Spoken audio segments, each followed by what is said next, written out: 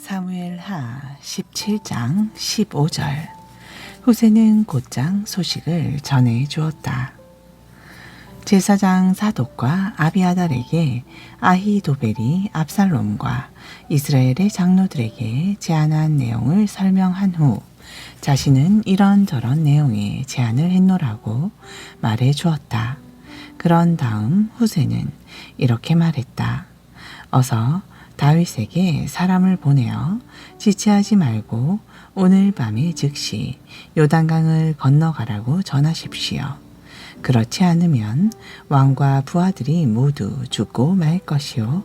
한편 그때에 요나단과 아히마아스는 예루살렘 성 바깥에 에르노겔에 대기하고 있었는데 그들에게는 성의 안팎을 오가면서 소식을 전해주는 하녀가 있었다. 그들이 성을 드나들다가 행여 사람들의 눈에 띄게 되면 위험하기 때문이었다. 하녀가 정보를 전해주면 그들은 그 소식을 다윗 왕에게 즉각 전달했다. 그런데 한 젊은이가 두 사람을 수상하게 여기고 압살롬에게 밀고 했다. 두 사람은 그 사실을 눈치채고 그곳을 떠나 바후림 마을로 가서 어느 민가에 숨어들었다. 때마침 그 집 마당에 우물이 있어서 그들은 우물 속으로 기어 내려가 숨었다. 그리고 그 집 여인은 우물 위에 뚜껑을 덮고 그 위에 찢은 보리를 널어 놓았다. 그러니 누가 보아도 수상한 구석을 발견할 수 없었다. 압살롬의 부하들이 그 집으로 들어와서 여인에게 물었다. 아히마아스와 요나단이 어디 있느냐? 여인이 그들에게 대답했다. 두 사람은 방금 시내를 건넜습니다. 그들은 즉시 시내 쪽으로 뒤쫓아갔다. 하지만 아무도 찾지 못하자 그냥 예루살렘으로 돌아갔다. 압살롬의 부하들이 사라지자 두 사람은 우물에서 나와서 다윗에게 달려가 소식을 전했다. 지금 즉시 요단강을 건너야 합니다. 아히도벨이 오늘 밤 안으로 기습해야 된다고 압살롬에게 조언했습니다. 다윗은 즉시 일어나 부하들과 함께 강을 건넜다. 그래서 날이 셀 무렵에는 한 사람도 빠짐없이 다 요단강을 건너서 이쪽 편에는 아무도 남아있지 않게 되었다. 아히도벨은 자기의 계략이 채택되지 않자 나귀의 안장을 얹어 타고 고향으로 돌아갔다. 그런 후 집안일을 정리하고 스스로 목을 메어 죽었다. 그는 죽어서 자기 아버지의 무덤에 묻혔다. 이후 압살롬이 이스라엘의 온 군대를 거느리고 요단강을 건넜을 때 다윗은 이미 마하나임에 도달해 있었다. 압살롬은 이드라의 아들 아마사를 온 이스라엘 군대의 총사령관으로 세웠다. 이드라는 나하스의 딸 아비갈과 결혼하여 아마사를 낳았는데 아비갈은 요압의 어머니인 스루야의 여동생이었다. 압살롬은 이스라엘 온 군사들을 거느리고 길앗 지역에 진을 쳤다. 다윗이 마하나임에 도착하자 암몬 사람들의 도성 라빠에서는 나하스의 아들 소비가 찾아왔고 로데발에서는 암미엘의 아들 마길이 찾아왔다. 또 로글림에서는 길앗 사람 바르실레가 찾아왔다. 그들은 담요와 접시와 냄비를 비롯하여 밀과 보리, 밀가루와 볶은 곡식, 콩과 밭, 쿨과 버터, 양고기와 치즈 등을 대량으로 가지고 왔다. 피난길에 오른 다윗과 그의 부하들이 광야에서 굶주리고 목마르며 지쳐 있을 것이라고 생각했기 때문이다. 18장. 다윗은 자기를 따라온 군사들을 점검하면서 천부장들과 백부장들을 임명했다. 다윗은 자신의 부대를 크게 셋으로 나눈 후 첫째 부대는 요압에게, 둘째 부대는 수르야의 아들이요 요압의 아우인 아비새에게, 셋째 부대는 가드 사람 이때에게 각각 맡겼다. 그런 다음에 부대를 향해 다윗이 말했다. 이번 싸움에는 내가 몸소 여러분과 함께 출전하겠소. 그러자 모든 사람들이 외쳤다. 안 됩니다. 그러시면 절대 안 됩니다. 저희들이 싸움에 져서 도망친다고 해도 적들은 그것을 대단하게 여기지 않을 것입니다. 그러나 왕께서는 저희들 1만 명보다도 훨씬 더 소중합니다. 그러므로 왕께서는 성 안에 계시면서 저희를 지원하시는 것이 훨씬 낫습니다. 그러자 다윗이 대답했다. 정 그러하다면 여러분의 뜻에 따르겠소. 그러면서 다윗이 성문 곁에 서자 모든 군사들이 100명 혹은 1000명 단위로 행군에 나아갔다. 그때의 다윗은 군대를 지휘하는 요압과 아비새와 이때에게 특별히 명령했다. 그대들은 나를 보아서라도 어린 압살롬을 너그럽게 대해 주시오. 이처럼 왕이 압살롬에 대해 지휘관들에게 특별히 당부하는 말을 다윗의 군사들이 모두 들었다. 다윗의 군대가 마침내 이스라엘 군대를 향해 나아가니 에브라임 숲에서 치열한 전투가 시작되었다. 거기에서 다윗의 군사들이 이스라엘 군사들을 크게 무찔렀다. 그날에 이스라엘 군사들 중 전사자가 2만 명에 이르렀다. 싸움이 숲속 전체로 번져나가면서 칼에 찔려서 죽은 자들보다 숲속에서 늑과 구렁이 등에 빠져 목숨을 잃은 자들이 더 많았다. 그때에 압살롬이 다윗의 부하들과 마주치게 되었다.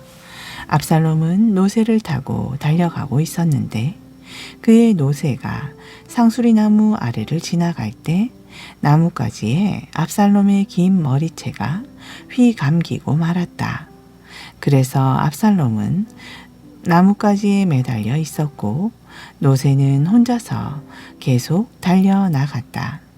다윗의 군사들 중 한 명이 즉시 군사령관 요압에게 보고했다. 압살롬이 지금 상수리 나무에 매달려 있습니다. 그러자 요압이 그 군인에게 외쳤다. 뭐라고? 내가 압살롬을 보았다고? 그렇다면 왜 그를 즉시 쳐 죽이지 않았느냐? 그랬더라면 내가 너에게 은 10세겔과 용사의 띠를 주었을 것이다. 그 군인이 말했다. 은 1000세겔을 달아서 제 손에 쥐어주신다고 해도 저는 감히 왕의 아들에게 손을 댈 수 없었을 것입니다. 우리 모두가 똑똑히 듣는 가운데 왕께서는 장군님과 아비새와 이때에게 나를 봐서라도 어린 압살롬을 살려달라 하고 특별히 부탁하지 않으셨습니까? 만일 제가 압살롬을 죽이는 일을 저질렀다면 왕 앞에서는 어떤 일도 숨길 수가 없었으니 분명 제 목숨이 위태로워졌을 것이고 그러면 장군님께서도 저를 모르는 채 하셨을 것입니다. 요압이 말했다. 너하고 이렇게 꾸물거릴 시간이 없다. 그러면서 요압은 단창 새 자루를 손에 들고 달려가서 아직도 상수리 나무에 매달려 있는 압살롬의 심장에 꽂았다. 그러자 요압의 무기를 들고 다니던 젊은 군사 10명이 곧장 뒤따라와 압살롬을 둘러싼 채 그를 쳐서 죽였다. 그런 다음 요압이 나팔을 불어 전투를 그치라는 신호를 보내자 이스라엘 군사들을 뒤쫓던 다윗의 군대는 모든 추격을 멈추었다. 요압의 군사들은 압살롬의 시체를 들어다가 숲속의 큰 구덩이에 던져놓고 그 위로 커다란 돌 무더기를 쌓았다. 압살롬은 생전에 왕의 골짜기에 자기 기념비를 미리 세워 두었다. 자기 이름을 기억해 줄 아들이 아무도 없음을 탄식하다가 스스로 기념비를 세운 것이다. 그가 자기 이름을 따서 세운 그 기념비는 오늘날까지도 압살롬의 기념비라고 불린다. 대제사장 사독의 아들 아히마아스가 군 사령관 요압에게 말했다. 제가 당장 왕께로 달려가서 주께서 원수들의 손에서 왕을 구원해 주셨습니다. 하고 소식을 전하겠습니다. 그러자 요압이 그에게 말했다. 안 된다. 오늘은 내가 소식을 전하러 가지 말라. 다른 때라면 몰라도 오늘은 절대로 안 된다. 왕의 아들이 죽었기 때문이다. 요압은 어떤 구스 사람을 불러 말했다. 내가 가도록 하라. 가서 다윗 왕께 내가 본대로 말씀을 드려라. 그 구스 사람은 요압에게 엎드려 절을 하고 즉시 달려갔다. 그러자 사독의 아들 아히마아스가 요압에게 말했다. 무슨 일을 당해도 좋으니 저 구스 사람을 뒤따라가게 허락해 주십시오. 그러나 요압은 여전히 그를 말렸다. 아히마아스야, 왜 그렇게 나서고 싶어 하느냐? 이번 일은 아무리 잘 전한다 해도 어떤 보상도 돌아올 것이 없다. 그래도 아히마아스가 말했다. 무슨 일을 당해도 좋으니 저를 보내주십시오. 요압이 하는 수 없이 허락하자 아히마아스는 요단 골짜기를 지나는 길로 힘껏 달려서 구스 사람을 앞질러 갔다. 한편 그때에 다윗은 바깥 성문과 안 성문 사이에 앉아 있었고 파수꾼의 성문의 지붕 위에 설치한 전망대에서 먼 곳까지 내려다보고 있었다. 그때 파수꾼은 어떤 사람이 혼자서 급히 달려오고 있는 것을 보았다. 파수꾼이 왕에게 큰 소리로 그 사실을 보고했다. 왕이 말했다. 혼자서 달려오고 있다면 틀림없이 좋은 소식을 가져오고 있을 것이다. 그 사람은 점점 더 성문을 향해 가까이 다가오고 있었다. 그런데 파수꾼은 멀리서 또 한 사람이 달려오고 있는 것을 보고는 문지기에게 큰 소리로 말했다. 또 한 사람이 달려온다. 그러자 왕이 말했다. 그자도 좋은 소식을 가져오는 것이 분명하다. 파수꾼이 말했다. 앞서 달려오는 자는 대제사장 사독의 아들 아히마아스인 것 같습니다. 왕이 대답했다. 그는 좋은 사람이니 분명 좋은 소식을 가져올 것이다. 마침내 아히마아스가 왕에게 외쳤다. 모든 일이 잘 되었습니다. 그는 왕 앞으로 달려와 엎드려 절을 올린 다음 말했다. 왕의 하나님, 주께 찬양을 드립니다. 하나님께서는 왕을 반역한 자들을 왕의 손에 넘겨주셨습니다. 왕이 그에게 물었다. 어린 압살롬은 어떻게 되었느냐? 그는 다치지 않았느냐? 아히마아스가 대답했다. 요압 장군이 이 종을 보낼 때 큰 소동이 일어난 것을 보았습니다. 그러나 무슨 일인지 알 수는 없었습니다. 그러자 왕이 말했다. 그대는 물러나 내 곁에 서서 기다리고 있어라. 그때 구스 사람이 도착하여 왕에게 아뢰었다. 왕이시여 기쁜 소식을 가져왔습니다. 주께서 오늘 왕께 반역하여 일어선 무리들을 물리쳐서 모두 없애 주셨습니다. 다윗이 구스 사람에게 급히 물었다. 어린 압살롬은 어떻게 되었느냐? 구스 사람이 대답했다. 왕께 대항하여 일어서는 모든 원수들은 압살롬과 똑같은 일을 당해야 마땅할 것입니다. 그 말을 듣고 다윗 왕은 마음이 찢어지는 것 같은 큰 충격을 받았다. 그는 성문 위에 다락방으로 올라가 큰 소리로 울부짖었다. 아, 내 아들 압살롬아, 내 아들 압살롬아, 너 대신에 차라리 내가 죽었더라면 좋았을 것을. 압살롬아, 내 아들, 내 아들아. 19장. 누군가 요압에게 소식을 전했다. 압살롬이 죽은 일로 지금 왕께서 크게 통곡하고 계십니다. 왕이 자기 아들을 잃고 크게 슬퍼한다는 소식이 모든 군사들에게 알려지자 승리의 기쁨은 일순간 사라지고 어느새 비통한 분위기로 바뀌어 버렸다. 다윗의 군사들은 마치 싸움터에서 도망치는 사람들처럼 부끄러운 기색이 되어 슬그머니 성 안으로 들어갔다. 다윗 왕은 얼굴을 감싸 쥔 채 계속 울부짖었다. 아, 내 아들 압살롬아, 내 아들, 내 아들 압살롬아. 마침내 군사령관 요압이 왕을 찾아가서 말했다. 오늘 저희는 목숨을 걸고 힘껏 싸워 왕과 왕의 아들, 딸들과 왕비와 후궁들의 목숨을 구해 드렸습니다.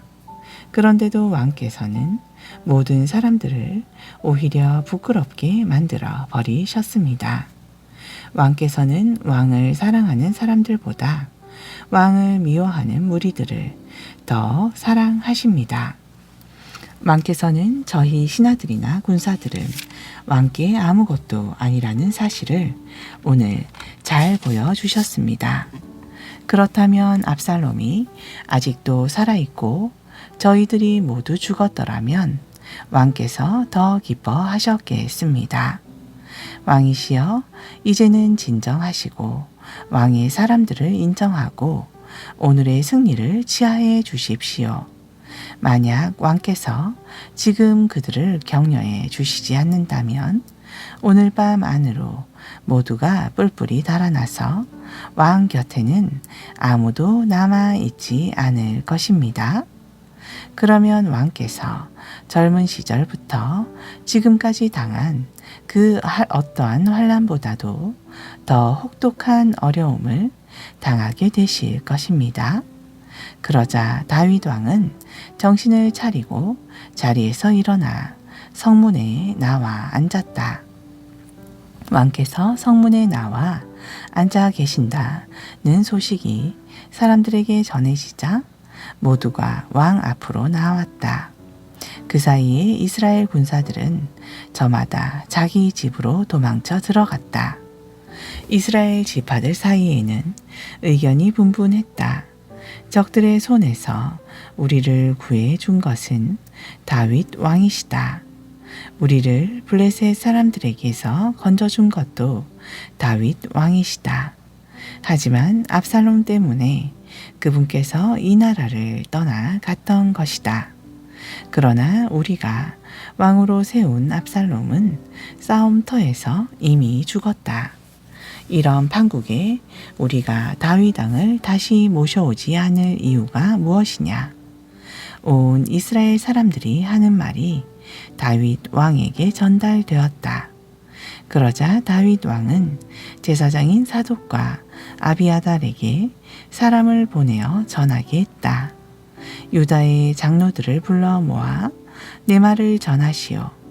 이스라엘 전역에서 왕을 다시 모실 생각을 하지 않는 것이요. 그대들은 나의 동포요. 나의 살과 파라오. 그런데 왜 왕을 예루살렘 왕궁으로 돌아오게 하는 일에 꼴찌가 되려고 하는 것이요. 압살롬 군대의 총사령관인 아마사에게는 이렇게 전하시오. 장군은 나와 혈육이 아니요. 이제부터 나는 요압 대신에 장군을 총사령관으로 삼겠소. 그렇게 하지 않는다면 하나님께서 나에게 벌을 내리실 것이요. 이로써 다윗은 유다 사람들의 마음을 마치 한 사람의 마음처럼 사로잡았다. 그들은 왕에게 전가를 보내왔다. 왕께서는 부하들을 모두 거느리고 다시 예루살렘 왕궁으로 돌아오소서. 다윗은 모든 신하들과 함께 즉시 길을 떠나 요단 강가에 이르렀다. 그러자 유다 사람들이 왕을 맞이하여 요단강을 건너게 해드리려고 길갈에 와서 기다리고 있었다. 베냐민 지파 사람인 게라의 아들 시므이도 왕을 맞이하려고 바후림 마을에서 내려와 있었다. 베냐민 사람 1,000명이 시므이와 함께 와 있었고 사울 집안의 청직이었던 시바도 나와 있었다. 시바는 아들 15명과 종 20명을 데리고 있었다. 그들은 요단강을 건너가 왕을 기다리고 있다가 맞이했다. 그들은 왕의 가족을 건네주고 그들의 시중을 들어주려고 앞서 요단강을 건넜다. 게라의 아들 시므이도 요단강을 건너 다윗 왕 앞에 나아가 엎드려 절을 하면서 말했다. 나의 주 왕이시여, 이 종의 허물을 마음에 담아두지 말아 주십시오. 왕께서 예루살렘을 떠나시던 날 이 종이 저지른 잘못을 기억하지 마시고 왕의 마음에서 몰아내어 주소서. 그날 이 종은 큰 죄를 지었습니다. 제가 잘 알고 있습니다. 그렇기 때문에 오늘 제가 요셉 지파의 모든 사람 가운데 가장 먼저 왕을 맞으러 나왔습니다. 이때 스루야의 아들 아비새가 끼어들었다. 왕이시여, 시므이는 죽어야 마땅합니다. 그자는 주께서 기름 부어 세우신 왕을 저주했습니다. 다윗이 대답했다. 스루야의 아들들은 들어라. 너희는 왜 내 일에 간섭하고 나섰느냐? 너희가 왜 나의 대적이 되려고 하느냐? 내가 오늘에야 비로소 온 이스라엘의 왕이 되었는데 오늘 같은 날에 이스라엘에서 사람을 죽게 해서야 되겠느냐? 그런 후 다윗이 시므이에게 말했다. 그대는 처형당하지 않을 것이요. 그러면서 왕은 맹세까지 했다. 그때에 사울의 손자 무비보셋도 다윗 왕을 맞으러 요단강을 건너왔다. 그는 다윗이 예루살렘을 떠난 날부터 다시 돌아온 그날까지도 발을 씻지 않고 수염도 깎지 않고 의복도 빨아입지 않았다. 그가 예루살렘에서 왕을 맞으러 나오자 왕이 물었다. 무비보셋이여, 그대는 왜 나와 함께 예루살렘을 떠나지 않았소? 그가 대답했다. 나의 주 왕이시여, 이 종은 다리를 절기 때문에 나귀를 타고 왕을 따라가려고 제 나귀에 안장을 얹으라고 말했지만 나의 종 시바가 저를 속이고 배신했습니다. 또한 그자는 이 종에 대해 왕께 모함까지 했습니다. 왕께서는 하나님의 천사와 같은 분이시니 왕께서 좋게 여기시는 대로 제게 처분하십시오. 제 아버지의 온 집안 사람들은 왕 앞에서 죽어 마땅한데도 왕께서는 이 종을 왕의 식탁에서 함께 먹을 수 있도록 허락해 주셨습니다. 이제 제게 또 무슨 염치가 남아서 왕께 은총을 베풀어 달라고 말할 수 있겠습니까? 왕이 무비보셋에게 말했다. 왜 그 이야기를 또 하시오? 알겠소. 이제 내가 명령하니 그대는 그대의 종 시바와 반절씩 밭을 나누어 가지도록 하시오. 그러자 무비보셋이 왕에게 아뢰었다. 그가 모두 차지하게 하십시오.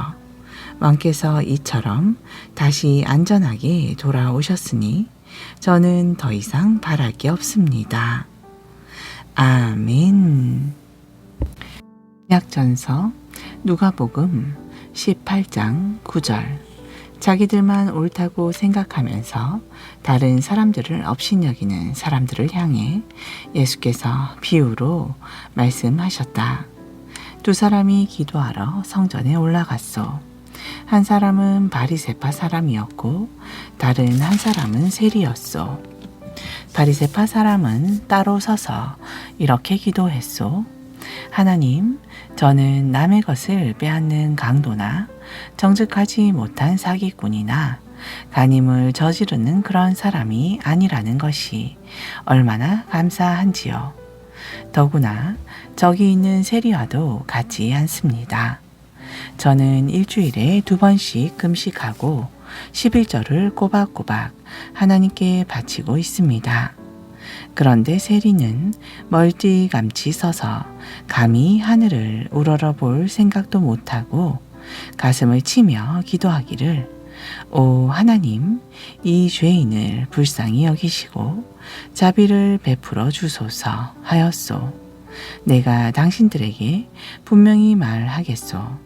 결국 하나님께 의롭다는 인정을 받고서 집으로 돌아간 사람은 저 바리새파 사람이 아니라 바로 이 세리요. 이처럼 누구든지 자기를 높이는 사람은 낮아지고 자기를 낮추는 사람은 높아질 것이요.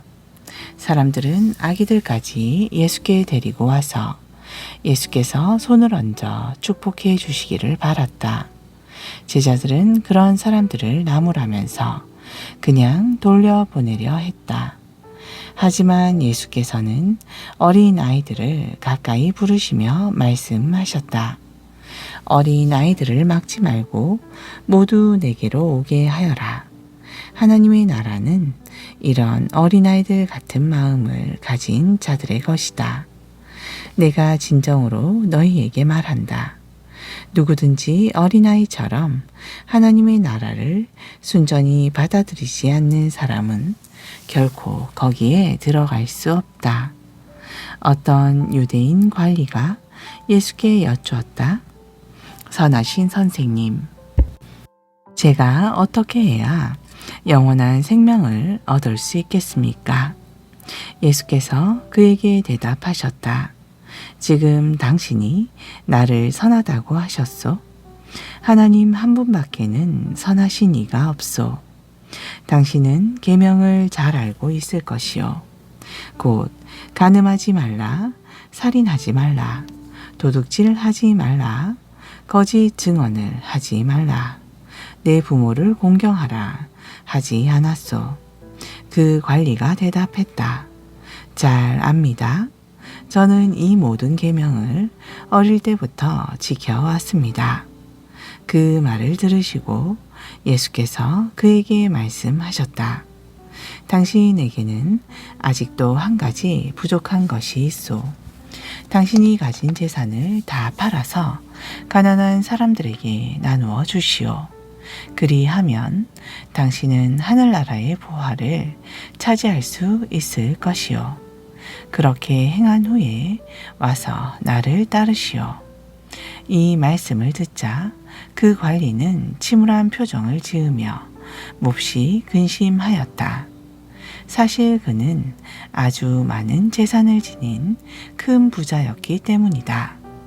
예수께서 그런 그의 모습을 지켜보시며 제자들에게 말씀하셨다. 부자가 하나님의 나라에 들어가기란 참으로 어렵다. 부자가 하나님의 나라에 들어가기보다는 차라리 낙타가 바늘귀로 들어가는 것이 한층 쉬울 것이다. 이 말씀을 듣고 있던 사람들이 크게 놀라며 물었다. 선생님, 그렇다면 세상에 누가 구원을 받을 수 있겠습니까? 예수께서 대답하셨다. 사람으로는 할 수 없는 일이라도 하나님께서는 능히 하실 수 있다. 그러자 베드로가 예수께 말했다. 주님, 저희는 주님을 따르기 위해 가진 것들을 모두 버렸습니다. 예수께서 말씀하셨다. 내가 진정으로 너희에게 말한다. 누구든지 하나님의 나라를 위하여 집이나 아내나 형제나 부모나 자녀를 버리는 사람은 이 세상에서 사는 동안에도 여러 갑절로 보상받을 것이고 장차 오는 세상에서 영원한 생명을 얻을 것이다. 예수께서 12 제자를 불러 모으시고 말씀하셨다. 보라, 우리는 지금 예루살렘으로 올라가고 있다. 그곳에 가면 인자를 두고 예언자들이 기록한 모든 일들이 다 이루어질 것이다. 인자는 이방인들의 손에 넘겨지게 될 터인데 그들은 나를 조롱하고 모욕하고 침뱉고 채찍질한 후에 마침내 십자가에 못 박아 죽일 것이다. 그러나 죽인 지 사흘 만에 인자는 다시 살아날 것이다. 그러나 제자들은 이 말씀을 조금도 깨닫지 못했다. 이 말씀의 뜻이 그들에게 감추어져 있어서 제자들은 예수님이 하신 말씀을 하나도 알아차리지 못하였다. 아멘.